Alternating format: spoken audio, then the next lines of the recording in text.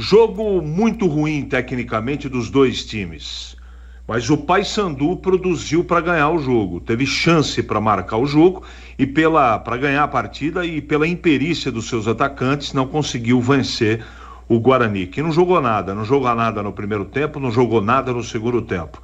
O time não teve de novo organização no meio campo, não teve lucidez no ataque, um time que corre para todo lado e não tem uma só cabeça pensante no meio campo para organizar esse time. E nós lamentamos muito falar isso, mas é mais do mesmo que todos nós estamos assistindo desde o Campeonato Paulista final do Brasileiro do ano passado. Existem jogadores que não têm a mínima condição técnica de disputar uma partida de futebol com a camisa do Guarani.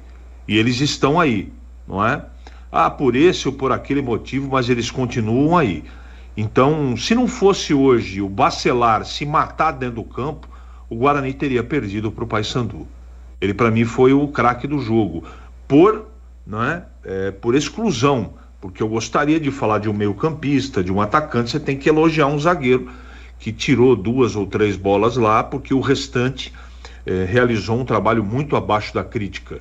Nós pedíamos durante a preparação para o jogo que no lugar do Chay teria que jogar o Gustavo França. Se ele tivesse jogado, também não dá para saber se seria muito diferente. O Rafael entrou um pouquinho no final do jogo e teve 1 ou 2 jogadas, mas ele chutou para o gol. A principal deficiência do Guarani em termos de ataque, não tem quem chute para o gol. Esse time é acéfalo em termos de ataque. Não chega na linha de fundo e quando chega não sabe o que fazer. Aliás, toma uma atitude sem levantar a cabeça, eles vão jogando a bola para a grande área do time adversário, não é? E a zagueirada só consagrando, só tirando de cabeça. Não tem tranquilidade, não tem triangulação, não existe uma só jogada. São 5 jogos sobre o comando do Júnior Rocha, que eu tenho o maior respeito por ele. Fez um trabalho muito interessante com a Inter de Limeira no Campeonato Paulista, mas até agora o time dele ganhou 4 pontos na mão dele. Empate hoje e vitória contra o Botafogo. Em 5 partidas que ele foi o comandante. Mas o que a gente vê é um time correndo pra caramba, mas sem organização. Eu sei das dificuldades, eu sei da qualidade técnica questionável, mas o trabalho do treinador também deixa muito a desejar. Ele faz uma grande confusão no momento de tirar esse e colocar aquele. O time não ganha padrão de jogo. E já na entrevista coletiva, se é que ele vai continuar como treinador, né? Na verdade, eu não tenho nenhuma informação e não estou sugerindo nada aqui. Só que o Guarani tem 10 dias para se preparar, com os mesmos jogadores. E também não acho que o problema é o treinador. O problema, eu sempre tive convicção, que é o time de futebol montado. Desde o tempo do Loser. Tô falando aqui e pregando sozinho, né? Tô lá no deserto, Edu, com um cantilzinho com pouca água, não é? Pé sangrando, e tô caminhando e gritando ao vento, né? Olha, o time do Guarani é muito fraco. Olha, o time foi mal montado. Olha, esse é deficiente, aquele não serve, aquele não consegue jogar. Eu tô sozinho lá com o meu cantilzinho. Tá acabando a água, Edu. Meus pés sangrando, e eu tô no mesmo deserto, na batidinha, falando a mesma coisa, e faz tempo, você sabe disso. Guarani não tem jogadores de meio campo. A inteligência do time, se é que dá para chamar de setor inteligente, ela simplesmente não existe. Não tem transição, não tem toque de bola, não tem aproximação, fora a falta de confiança que esse time tem.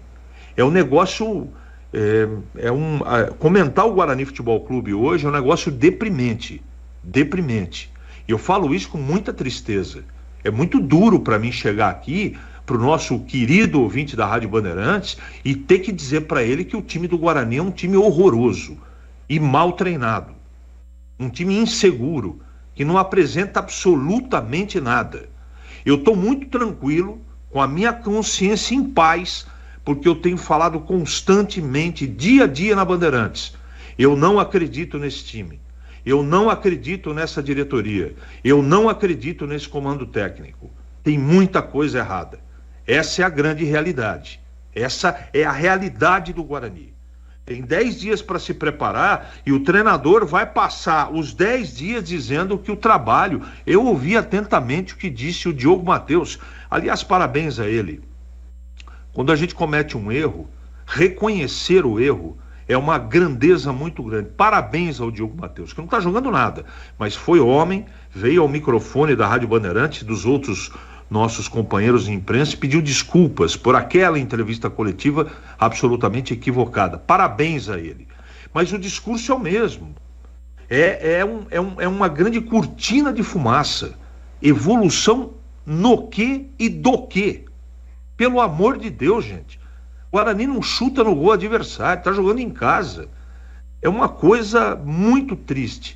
Mas para não me alongar, quem mereceu ganhar o jogo, Edu, foi o Paysandu. Graças ao Bacelar e à incompetência do Paysandu, o jogo terminou 0-0.